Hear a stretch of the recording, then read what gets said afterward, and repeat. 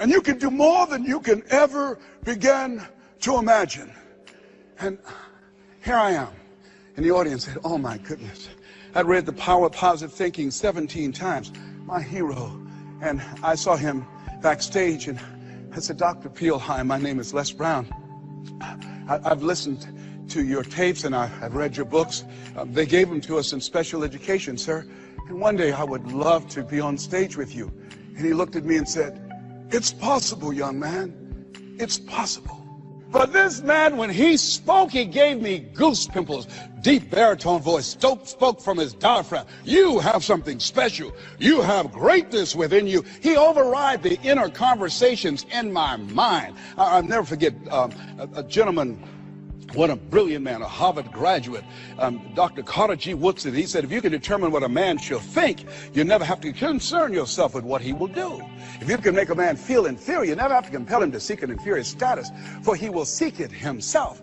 And if you can make a man feel justly an outcast, never have to order him to go to the back door. He'll go without being told. And if there's no door, his very nature will demand one. See, we live in a world where we're told more about our limitations rather than our potential.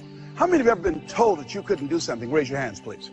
You know, MIT did a study that if I say to you, you can't do that, that 16 people have to come along and say, you can do that, you can do that, you can do that, to neutralize that. And the 17th statement that you hear, you can do it, will be the one that will finally stick. So you have to watch who's speaking into you. You've got to begin to monitor your mind. And you've got to begin to literally be proactive in programming yourself to success. Be ye not conformed to this world. Be ye transformed by the renewing of your mind. You've got to take responsibility to make that happen. And as you begin to do that, you'll begin to see some incredible changes in your life. I understand now when Earl Nightingale said, all of us are self-made, but only the successful will admit it. As you begin to look at your dreams and look at your goals, write this down. Make know you're a vitamin. See, most people stop short of their dreams and park and get off the highway of life because of the rejections of life. You will always be rejected. It's no big deal. Jack Canfield said rejection is a myth. It's not like when somebody says no and then they slap you. No, it's just, you know, to me, make no your vitamin. Get excited about the no. Why? Because every time someone says no, that brings you another step to a yes. You're getting closer. Trust me, you will win if you don't quit. You will win if you don't quit. Even a broke clock is right twice a day. The other thing is, as you look at yourself and look at your goals and look at your dreams, assess yourself. What are your strengths? What are your weaknesses? What do you bring to the table? When I looked at becoming a motivational speaker, I looked at all the speakers and I noticed that they were pretty much scripted. So I said, what is it that can make me stand out? I don't have any college education. I don't have any credentials. I never worked for a major corporation. What is it I can do to offset my weaknesses?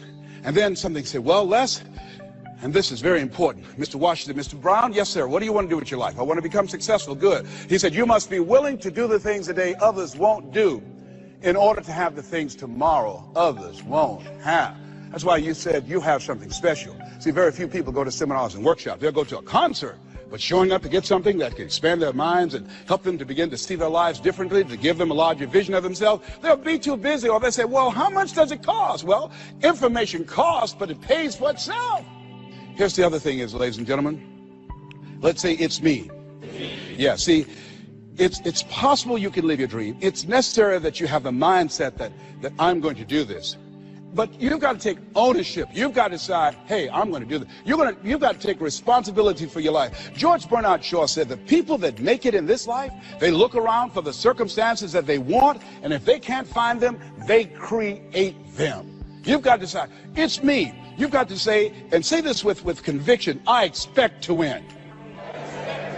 Yes, I think it's important that we say that. You know, if you ask most people, do you want to become successful? They will say yes. Took my oldest son for a walk, my namesake. You know, we always expect our children to do far more than what we do. Said, Calvin, he wants his own identity. He's Leslie Calvin Brown Jr. I stopped him, looked him in the eyes, and said, do you want to be successful, son? He said, yes, sir, Dad. Very good. Let's walk, son. Walk further. Stopped him again. I said, Calvin, look me in the eyes, son. Yes, sir, Dad. Do you expect to be successful, son? And he stood there and he looked at me and his eyes got glassy. He said, let's walk. And the reason that he said, let's walk, because my son is very bright. Of all my children, he's perhaps the smartest one. But Calvin now, over 30, Calvin now, a single parent of 2 daughters, good father. Calvin, now at this stage of his life, he's behind on his dreams. A lot of talent, a lot of abilities. Very conservative. One of those people, great mind, but he just hasn't developed that, things that we want our kids to have that, I want it. Calvin, you got to kick it up a notch, son. You never thought you'd be in your 30s. You got to kick it up a notch. You got to increase your energy in order to live your dreams. You can't be casual about your dreams. Bill Bailey said, if you're casual about your dream, you'll end up a casualty. Shake someone's hand on your right and left and say, kick it up a notch. Yes. You got to kick it up a notch. What is it you bring? And whatever you bring, you got to kick it up a notch. What is your signature as you look at where you want to go and what it is you want to do? As you look at your product or your services, repeat out to me, please. Provide more service than you get paid for. Yeah, see, that becomes your signature. When you look at your goals and look at where you want to go, at your products, at your services, at your industry, you want to set some high standards for yourself. I like what Henry David Thoreau said, do not go where the path may lead, but go where there's no path and leave a trail. How is it that your industry will be done differently 5 years from now, 10 years from now? What is your reputation in your industry? When you come into a room and you leave, what's the scuttlebutt about you? Do people say, hey, that's a go-to person. That's a person, if you ask them to do that job, you're talking about the job being done. It will be done extremely well.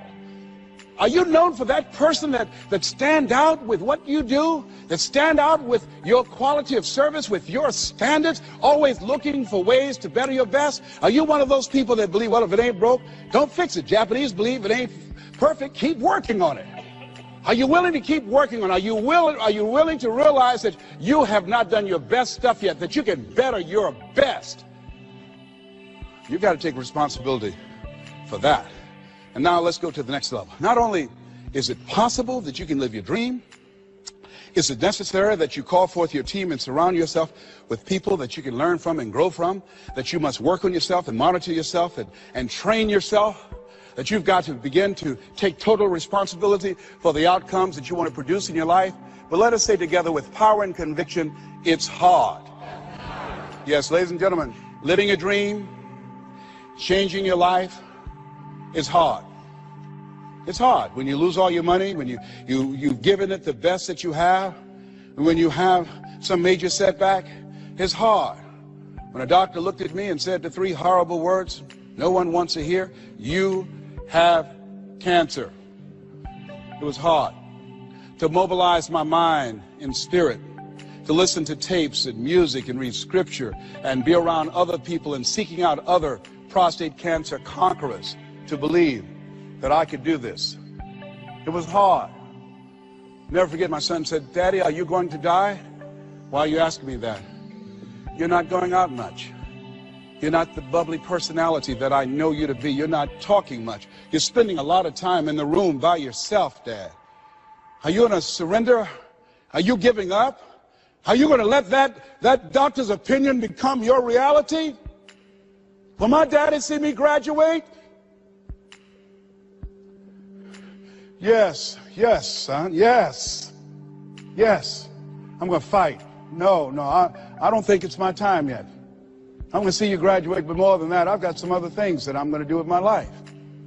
And I thank you for asking me that. But I must tell you that I'm scared. I'm scared. And I've never been in this situation before. It's been easy for me to talk to people and encourage people when they've had challenges in their lives. But it's me. And I don't feel less than a man in admitting this to you. Yes, I'm scared. And I need some help. Repeat after me, please. Ask for help. Not because you're weak, but because you want to remain strong. And ask for help. And don't stop until you get it. Yes, see, life is hard. And there are some moments in life when you're going to need some help. You're going to need somebody to speak to you. You're going to need somebody to say something to you. I have a friend of mine, Willie Jolly, who's a motivational speaker. He said a setback is a setup for a comeback. I had to listen to Willie's tapes. I have another friend, Kevin Brace, who's a speaker. He said, Les, come on, man, you can do this. You can make this happen. You can hit a home run. It's a done deal. You are Les Brown. That cancer's got to get out of your body. I said, talk to me, Kevin. Talk to me. That's what I need to hear. I needed to hear those words. I don't care who you are. Many people won't allow themselves to ask for help because of pride. Pride cometh before a fall. Because of ego. Ego means edging God out. No, ask for help. Not because you're weak, but because you want to remain strong. And ask for help and don't stop until you get it. I'm here because a lot of people helped me. I'm here because a lot of people believed in me at a time when I was struggling to believe in myself. The other thing is, let us say together, it's worth it. Yeah, see, I think, and write this down, you got to find 5 reasons that will make it worth it for you. 5 reasons. What will make it worth it for you? Mine was, I want to take care of my mother. Mine was, I want to do something with my life. What will make it worth it for you? Mine is, I want to leave a legacy. Mine is, I refuse to die an unlived life. What will make it worth it for you? Repeat after me, please. You got to be hungry. Mr. Washington said, Mr. Brown, what do you want to do with your life? I said, sir, I want to become a disc jockey. Is that right? Yes, sir. Good. Mr. Brown, you got to be hungry. He said, I want you to listen to Paul Harvey. He's the world's greatest communicator. Always find a coach or mentor, someone that's doing what it is you want to do. Watch them. Listen to how he does the rest of the story. Listen to his voice, Mr. Brown. Develop your mind and develop your communication skills, because once you open your mouth, young man, you tell the world who you are. And don't forget, Mr. Brown, you got to be hungry. Take the time to develop yourself. So I started training and working on myself. And then pretty soon I came to him. I said, sir, I've been working on myself. I've done the things that you told me to do.